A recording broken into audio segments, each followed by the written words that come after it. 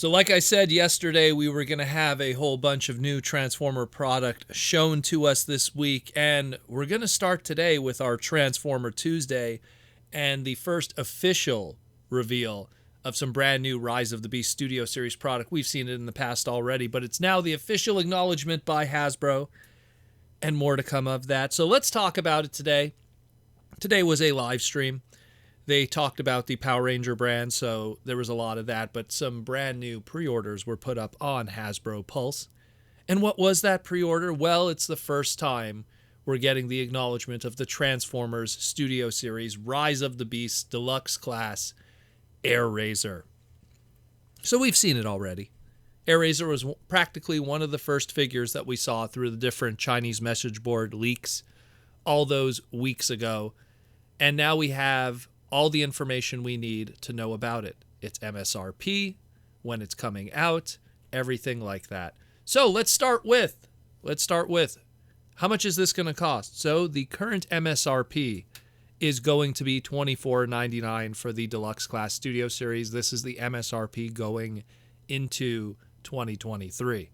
It's going to be shipping out April 1st, 2023. Again, most Rise of the Beast product will be coming out literally 2 to 3 months before its release date, which is pretty standard for most movie products. A lot of people were rumoring, it's going to be happening in January. That would be only be stores essentially that are breaking street dates. Otherwise, it should be showing up proper in April. So stay tuned for that.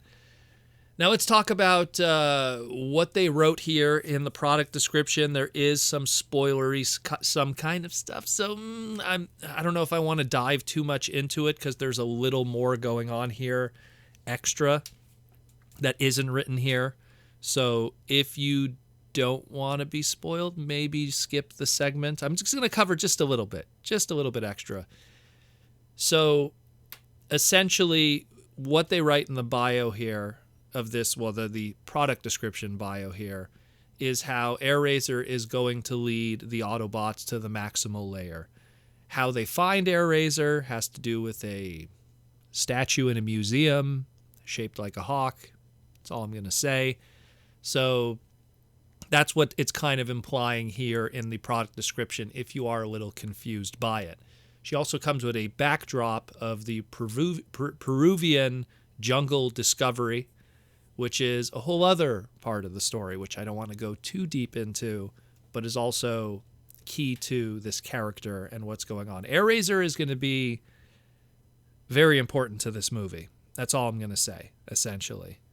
There's a reason why there's a lot of focus on this character here, as opposed to the likes of Rhinox, Cheetor, or even that of Optimus Primal. But you'll see.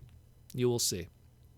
It's pretty touch and go. So again, looks really good. We got some official images. Maybe probably Sam is going to be the one that might be doing the photography, or Evan on Instagram with some kind of updates in the next couple of days of how this figure was engineered and put together. So stay tuned for that. 23 steps to transform, the 2 modes. She's looking great. And this is pretty exciting for a lot of people who want to now pre-order it. Again, $24.99. And I love, maybe it's not intentional, maybe it's just a coincidence, but her Studio Series number is 97. And 1997 was the year that the very first Airazor figure was released. So that's a pretty big deal. And Airazor herself was actually the very first Transformer figure that was a unique mold in the Western market, made to be a female character. Now, granted, people could argue, maybe that toy was originally intended to be a male character. It wasn't known. And you might be right there when it was first being planned. But this was the first time, because Black Arachnia before it was just a repaint, straight up repaint of Tarantulas.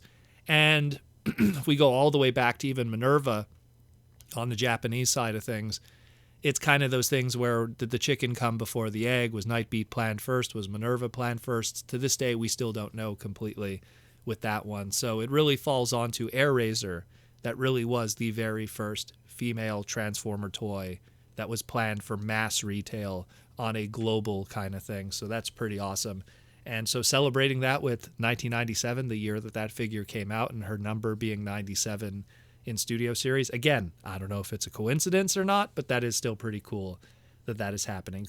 4.5 inches is the height of the robot mode. Pretty standard and pretty cool. So get hyped for that if you're interested. It's all over Hasbro Pulse and all the other fan channels to pre-order.